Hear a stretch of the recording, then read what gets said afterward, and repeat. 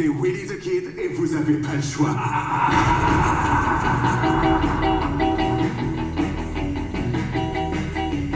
Late one night when the moon was tall.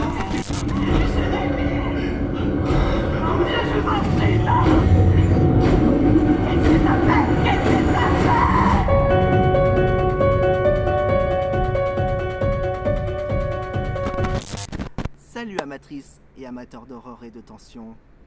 Je vous ai manqué? Ma tête vous a manqué? Eh bien pour cette vidéo, vous allez être gâtés. Parce que cette vidéo est la première critique consacrée au film sur la chaîne Flow Stories. Et pour cette première critique, on va s'intéresser à un film. Un film qui est sorti hier et que j'ai eu l'occasion de regarder. Eh bien oui, Halloween Ends. C'est parti!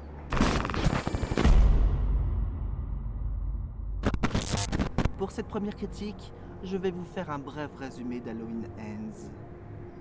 Les événements se passent 4 ans plus tard, juste après Halloween de 2018 et Halloween Kills de 2021, qui les deux se passent dans la nuit d'Halloween de 2018. La première partie du film, avant le générique, se passe à Halloween 2019, soit un an après les événements d'Halloween Kills. La ville est encore au proie aux stigmates laissés par Michael Myers. Stigmates couplés avec de la paranoïa que les habitants d'Haddonfield ont entretenu depuis 2018. C'est-à-dire une psychose que Michael Myers a provoquée de par ses massacres. Et cette psychose s'est décuplée au fil des années, à chaque Halloween. C'est-à-dire qu'un meurtre ou une mort non naturelle était associé au tueur qui était disparu. Ce qui entretenait la psychose dans la ville. Mais dans la première partie du film, tout va basculer lors de ce fameux Halloween 2019. Un babysitter est chargé de garder un enfant lors de cette nuit. Mais lors de cette nuit, tout ne va pas se passer comme prévu. L'enfant sera tué par le babysitter, accidentellement ou intentionnellement. Je vous laisse choisir. C'est alors que le film commence avec le très célèbre générique. Puis, avec ces événements, tout va basculer lors du film. On retrouvera le jeune qui a commis ce meurtre. Par son acte, va entraîner Michael Myers à commettre des nouveaux meurtres et à se confronter une nouvelle fois à Laurie Strode pour leur ultime bataille. Ouais bon, je pouvais pas m'empêcher de prendre ma voix que je fais pour les vidéos. Je suis désolé, c'est plus fort que moi. Mais on va parler plus sérieusement du film.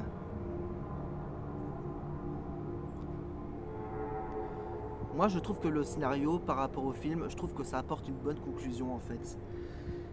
Ça dégage un côté psychologique qu'on retrouvait dans Halloween Kills, que beaucoup de monde déteste. Mais je ferai une vidéo là-dessus, ne vous inquiétez pas, je ferai une analyse. Parce que bon nombre d'entre vous n'avaient pas compris le film, niveau psychologie, et puis niveau société, comme les scénaristes et les producteurs ont dit. Vous n'avez pas compris le film. Au lieu d'un film de slasher, c'est un film avant tout psychologique. Et ça, vous n'avez pas compris ça en fait. Vous n'avez pas compris ça. Et dans ce qu'on retrouve dans Halloween Ends, on retrouve ce côté psychologie aussi. Les populations qui ont été traumatisées par des incidents terribles et violentes. Voilà. Comment je pourrais dire d'être toujours sur la défensive, toujours trouver un bouc émissaire, désolé, c'est très difficile comment, ce sera coupé je pense, de trouver la population de trouver un bouc émissaire, pour le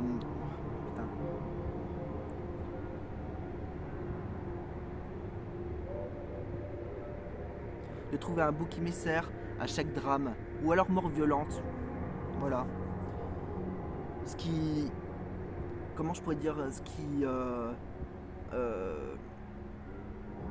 qui rend le film un petit peu plus prenant en fait. Pas du côté slasher en fait, parce qu'un slasher on sait tous très bien ce que c'est. Un tueur qui tue des victimes tout au long du film. Ça c'est sûr, c'est bateau avec des jumpscares et tout ça quoi. Ça c'est sûr que c'est bateau. Mais en fait ce qui fait l'essence même de ce film, moi de ce que j'ai compris, c'est le côté psychologique en fait. Le côté psychologique. Après c'est sûr que les protagonistes, genre Laurie Strode, sa petite fille, là c'est sûr, sur 3 films, même pour Laurie Strode, sur le film de 2018, le personnage a été largement, il a eu largement le temps, comment je pourrais dire, d'être développé que sa petite fille en l'espace de 3 films. Mais le personnage principal, l'un des personnages principaux qui est le babysitter, Corey, je sais plus comment ça s'appelle d'ailleurs dans le film. Bah en fait, en l'espace d'un film, en fait, on voit il vit dans une famille. Enfin, je veux pas trop. Enfin, si ça, le titre, ça va être. Il va avoir des spoilers. En fait, on voit que le personnage là de Corey, en fait, il vit dans une famille qui est pas très très saine, que c'est un peu. Il travaille, il est pas trop épanoui dans son travail, quoi. Il travaille pour travailler. Donc, puis il est harcelé par les jeunes de la ville. Donc on voit qu'il est pas trop épanoui. Donc ce qui fait son personnage, c'est tout en fait. On n'a pas plus développé son personnage, mis à part pour son mal-être envers la société, envers la ville de Dunfield en fait, envers les habitants quoi. Si par rapport à son mal-être, si on a développé ça, le côté psychologie au niveau familial, et puis le meurtre qu'il a provoqué au tout début du film en fait, que les gens le rejettent par rapport de la société le rejette parce que voilà il a commis, tout le monde croit que il a commis intentionnellement ce meurtre tout ça quoi. Donc ce qui est bien aussi c'est que voilà on voit un jeune au tout début du film qui est paumé, qui a eu qui en a pris un coup au niveau psychologique. Enfin, je sais, j'en suis beaucoup en psychologie, hein, mais qui en a pris un sacré coup. Et tout au long du film, on va le voir basculer. Je vais spoiler, hein, je suis désolé. Hein. On va le voir basculer plus en plus profondément dans les ténèbres en fait. Et je vous dirai, enfin, à l'aide de quelqu'un, mais voilà, je vous laisse la surprise si vous n'avez pas encore vu le film. Voilà, il y a ce film, pour reprendre ce film, a un petit côté psychologique que j'adore en fait, qui était très présent dans Halloween Kills. Pas la même psychologie, dans Halloween Kills c'était plus en fait c'est la première, comment je pourrais dire, c'est la première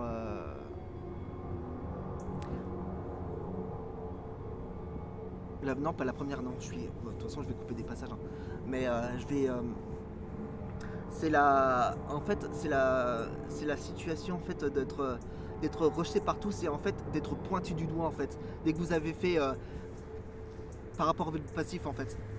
Et c'est ça que je trouve très intéressant dans ces films en fait. Ça peut être des films d'horreur basiques, mais en même temps développer un petit peu la psychologie pour créer un sorte de climax au niveau du spectateur. Franchement c'est très bien quoi, et c'est ce qu'on retrouve beaucoup je me répète, hein, je suis désolé, c'est ce qu'on retrouve beaucoup dans ce film qu'on n'avait pas à Halloween 2018. On l'avait un tout petit peu par rapport aux événements de Halloween de 78 pardon, et qu'on n'avait pas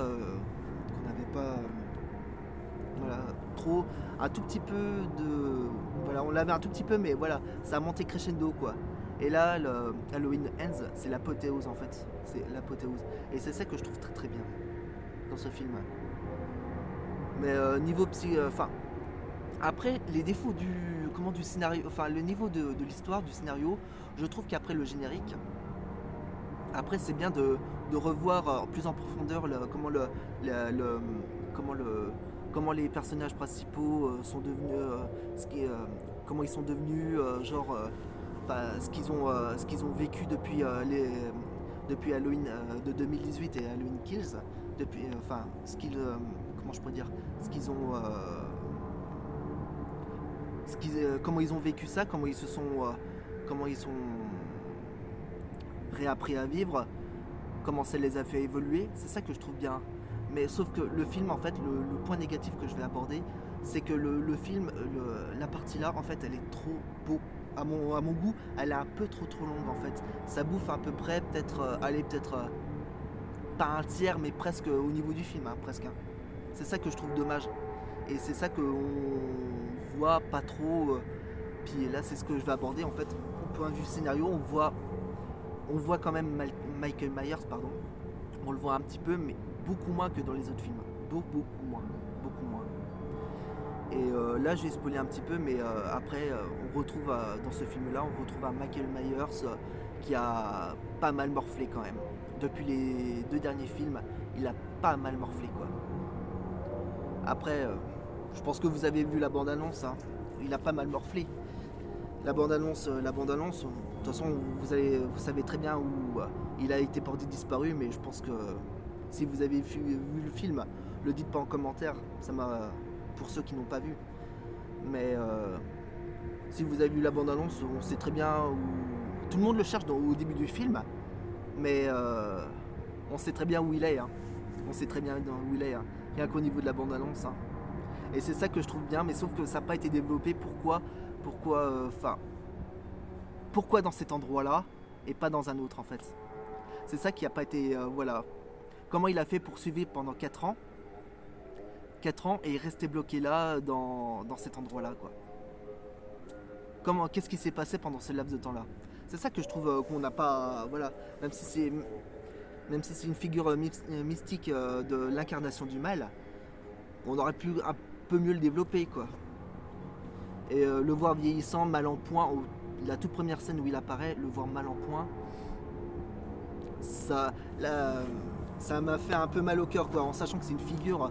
Moi, si j'ai grandi avec les films Halloween, mais voir le personnage là, ça avait ces scènes-là, ces premières scènes-là, ça me faisait limite un peu mal au cœur, le voir mal en point, limite boitant, en fait. On le voyait, il était comme ça au début. Ça se voit qu'il a pas mal morflé, quoi. Et voilà. Je vais pas en dire plus pour la fin. Deuxième point négatif au niveau de l'histoire. Enfin, deuxième ou troisième, je me rappelle plus. C'est la scène qu'on nous a abreuvée sur internet. Point de vue caméra, point de vue comment ça a été filmé. C'est la scène là, je trouve qu'elle était vraiment été bâclée. Beaucoup bâclée. Ça a été cuté, mais voilà, la caméra vraiment trop saccadé, le découpage, au niveau du montage, c'était mal découpé. Et la scène, vous voyez peut-être 2 minutes de la bataille. Hein. Allez, sur le film, il y a peut-être 2 minutes 30. 2 minutes 30, parce qu'on vous a pas montré la toute fin, hein, le reste de la fin du combat entre Laurie et puis Michael. Hein. Michael, pardon. Et ça, c'est ça qui est dommage, quoi. Ils auraient pu l'étaler là, faire des retournements de situation, des trucs comme ça, quoi. Il y en a un tout petit peu, mais voilà. Pardon. Je sors un petit peu de la crève. Je suis désolé. Maintenant, je vais pas parler des points positifs. On va commencer par la fin. Je vais pas trop vous spoiler, hein, je vous rassure. La fin, franchement, je m'attendais pas du tout à ça. Mais c'est vrai, d'après, je sais pas si vous avez lu les articles des producteurs et tout ça. Quand vous allez voir la fin, vous allez être un petit peu, pas en colère, mais un peu frustré. Vous allez dire putain, ça y est, c'est fini. Mais c'est vrai que la conclusion là, le film là qui sert de conclusion, là, les scènes de fin, les dernières scènes de fin, c'est vraiment, ils pouvaient pas mieux trouver comme conclusion. Franchement, pour la timeline là, pour l'arc là, non, ils pouvaient pas mieux trouver. Franchement, je vous le garantis. Quand la première fois, si vous n'avez pas vu le film, la première fois vous allez le voir, franchement, vous allez être, c'est vrai, un peu frustré et un peu en colère aussi. c'est vrai, aussi. Mais bon, j'en développerai pas plus. Je vous laisse le plaisir de regarder le film.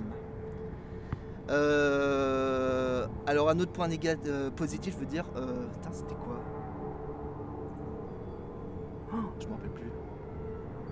C'était quoi? J'avais un autre truc. Ah oui, oui. Le deuxième point positif, vous allez voir, franchement, au niveau du montage, au niveau du film, ils ont rassemblé, je vais pas trop vous en dire, mais à certaines périodes du film, vous allez voir plein de séquences alors, vous allez voir plein de séquences, genre celui de 78, le tout premier film de John Carpenter, Halloween 2018 et Halloween Kills. Ça va, bon, je peux vous le dire, hein, ça va être des flashbacks, il va en avoir 2 ou 3 dans le film, mais franchement, vu comme ça a été monté, bah, franchement, moi, j'ai été scotché quand j'ai vu ça. Franchement, quand ça a été amené, quand ça a été monté et tout ça, j'ai dit putain, franchement, c'est génial, quoi. C'est génial. Franchement, c'est génial. Ça reprend toute la timeline, toute la timeline, je veux dire, pardon, des 4 films en fait. Des 4 films. Franchement, c'est génial. C'est génial. Et généralement, les flashbacks là, ça va être dans des situations, ça va être, on va dire que ça va être l'apothéose de chaque séquence en fait, de chaque scène en fait. De certaines scènes, ça va être la séquence. Rien que la première, bah la première, je vais vous le dire, de toute façon, je vais vous le dire. Juste après le générique, juste après le générique, on fait un résumé des 4 films en fait, des 4 films de 78, 2018, Halloween Kills, et voilà. Franchement, avec la voix off de Jamie Lee Curtis, pardon, qui fait Laurie Strode, vous allez voir ça en fait, et c'est franchement c'est génial, c'est génial. Franchement c'est génial. Plus d'autres comment je pourrais dire,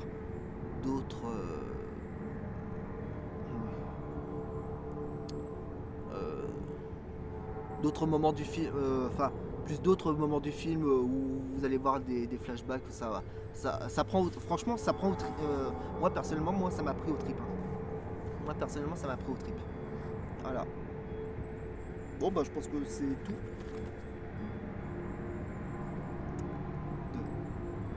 Ah oui, la musique. Deuxième point de mon ressenti de la critique, c'est au niveau de, ça va être très court, hein. Deuxième point au niveau de ce film en fait, négatif, que je trouve négatif au niveau de ce film, c'est la musique. La musique dans certains passages du film est inexistant. C'est ça que je trouve dommage. Alors qu'il y aurait certaines scènes qui se passent dans les égouts, on aurait mis une petite musique comme John Carpenter et son petit-fils savent faire. Franchement, ça aurait été génial. Ça aurait été génial. Ça aurait plus accentué le moment où, voilà, plus d'autres parties. C'est ça que je trouve dommage en fait dans ce film. Voilà. Voilà. Problème, attention. Ça je l'ai dit. Ouais. Absence. Ah bah ça aussi je l'ai dit. Bon, bah je crois que j'ai tout dit, hein. On va faire une petite conclusion. Bah dans l'ensemble le film, comme je l'ai dit maintes et maintes fois lors de cette vidéo, je sais, je me ressasse. Halloween Ends en fait ça sert de conclusion, c'est une très bonne conclusion par rapport à la timeline créée par Gordon Green. Voilà, ça sert de très bonne conclusion. Ça sert à mettre un point final entre le combat entre Michael Myers et Laurie Strode. Franchement, ça, voilà. Ils veulent faire d'autres suites. Si ça marche bien, ils veulent faire d'autres suites. Mais par rapport à la fin, comme je vous ai un peu pas teasé, mais parce que j'ai pas envie. Moi personnellement, je trouve que ça va être un peu difficile de faire d'autres suites, hein. Ou alors recommencer une autre timeline, hein, je pense. Parce que faire une autre suite, ça va être un peu compliqué. Ça va être vraiment très très très compliqué, hein. Faire une suite directe à ça, ça va être très très compliqué. Mais autrement, non, le film, franchement, moi j'ai pris plaisir à le regarder, hein, franchement. Je m'attendais, ça faisait au moins 1 an que j'attendais, depuis que j'avais vu Halloween Kills, que je voulais absolument voir la suite. Franchement, j'ai pas été déçu. Franchement, moi, si vous êtes fan de films d'horreur, moi, c'est un film que je vous conseille. Surtout si vous aimez les films Halloween. Franchement, c'est un film que je vous conseille vivement, quoi. Je pense que là, je pense que vous allez, là, je pense que vous allez en avoir pour votre argent, là, par contre. Là, je pense que je pense que vous allez en avoir pour votre argent. Ouais, je pense. Et je pense que vous allez passer 1h50 de pur plaisir. Dans l'ensemble. Voilà. Voilà, c'est tout ce que j'avais à dire. J'espère que cette vidéo vous a plu. Si t'as aimé la vidéo, Si t'as aimé la vidéo, tu peux laisser un pouce bleu. Y a pas de... Enfin... Allez, salut amatrices et amateurs d'horreur et de tension. Salut!